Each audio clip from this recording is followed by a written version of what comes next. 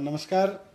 दिल्ली में और दिल्ली सहित पूरे देश में ओमिक्रॉन जो वायरस है, कोविड का वेरिएंट है, उसका ग्राफ लगातार बढ़ रहा है, उसके केसेस की संख्या लगातार बढ़ रही है।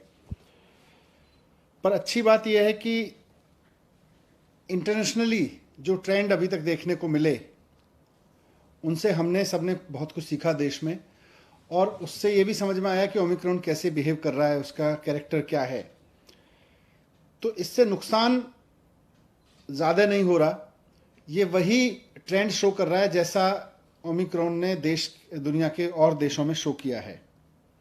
आज टोटल में देखें तो दिल्ली में इस समय करीब करीब पिछले 8-10 दिन में जो केसेस आए हैं, पॉजिटिव केसेस टोटल इस समय दिल्ली में करीब 11,000 हैं।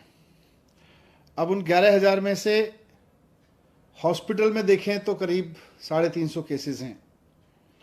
उनमें से भी ऑक्सीजन पे देखें तो केवल 124 केस हैं।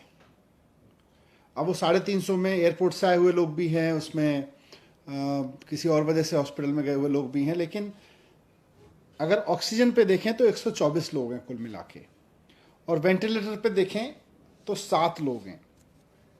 तो एक्सपर्ट्स का ये मानना है कि ओमिक्रॉन का अभी तक का जो बिहेवियर है, अभी तक का जो जिन लोगों को ओमिक्रॉन का इन्फेक्शन हो रहा है, उनको बहुत माइल्ड सिम्टम्स हो रहे हैं या नहीं हो रहे हैं और जल्दी ठीक हो जा रहे हैं।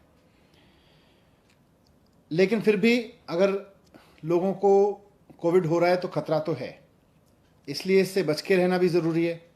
और बच के रहने का सबसे बढ़िया तरीका है कि हम पूरी तरह से सेफ्टी रखें, हमेशा मास्क लगाएं बाहर निकलें तो, और जब भी भीड़ भाड़ में रहें तो मास्क लगा के रहें।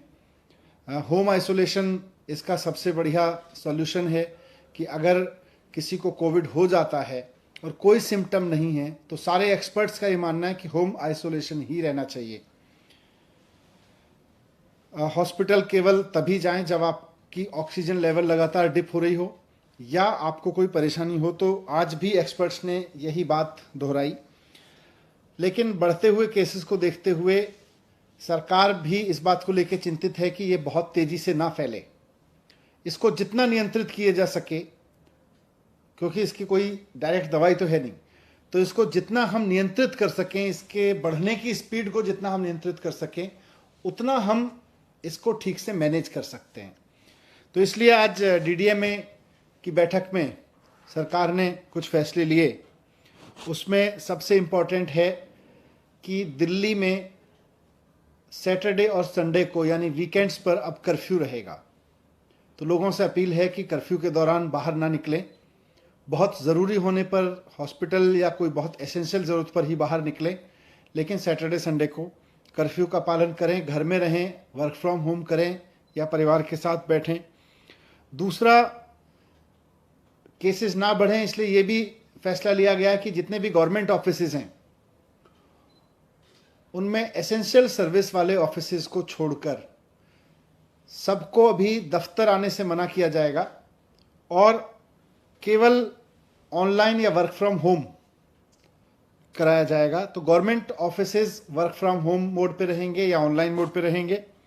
प्राइवेट ऑफिसेज को 50% अलाउ किया जाएगा, वो 50% कैपेसिटी ऑफलाइन रखें और 50% ऑनलाइन या वर्क फ्रॉम होम रखें। एक और समस्या अभी पिछले दिनों में आ रही थी कि जो हमारे बस स्टॉप्स हैं दिल्ली में, लोग क्योंकि किसी न किसी काम से बाहर निकल ही रहे हैं, तो जो बस अड्डे हैं, बस स्टॉप्स हैं, बस स्टैंड हैं छोटे छोटे, और जो मेट्रो के स्टेशंस हैं, वो सुपर स्प्रेडर बनने का खतरा आ रहा था, क्योंकि आधी संख्या कर दी गई थी मेट्रो में कैपेसिटी की, और साथ साथ बसेस में भी कैपेसिटी की वो आधी कर दी गई थी संख्या, और उसकी वजह से मेट्रो स्टेशंस पर बहुत लंबी लंबी लाइनें लग रही थीं, बस स्टॉप्स पर बहुत लंबी लंबी लाइन लग रही थी, वहाँ भीड़ हो रही थी, कई जगह भीड़ अनियंत्रित भी हुई, और ऐसे में कोरोना ओमिक्रॉन जो है वो सुपर स्प्रेड हो सकता है वहाँ से। इसलिए इसको देखते हुए ये भी फैसला लिया गया कि बसें और मेट्रो पूरी कैपेसिटी पे चलेंगी, लेकिन एक भी व्यक्ति को बिना मास्क के अंदर अलाउ नहीं किया जाएगा। तो अगर आप बस में जा रहे हैं या मेट्रो में जा रहे हैं तो बिना मास्क के आपको किसी भी कीमत पर अलाउ नहीं किया जाएगा, ना सिर्फ चढ़ना बल्कि वहाँ यात्रा करना भी अलाउ नहीं होगा। लेकिन बस और मेट्रो अब फुल कैपेसिटी पे चलेंगे, ये भी डिसीजन लिया गया। एक बार फिर से मैं कहूँगा कि घबराएं नहीं, घबराने की ज़रूरत नहीं है। मास्क को एक हथियार बनाएं, साथ साथ बहुत ज़रूरी हो तभी घर से बाहर निकलें, और जब निकलें तो अगर मेट्रो या ट्रेन से बस से जा रहे हैं तो उसमें भी ध्यान रखें कि मास्क लगा के चलेंगे। लेकिन सैटरडे संडे पूरी तरह से कर्फ्यू रहेगा।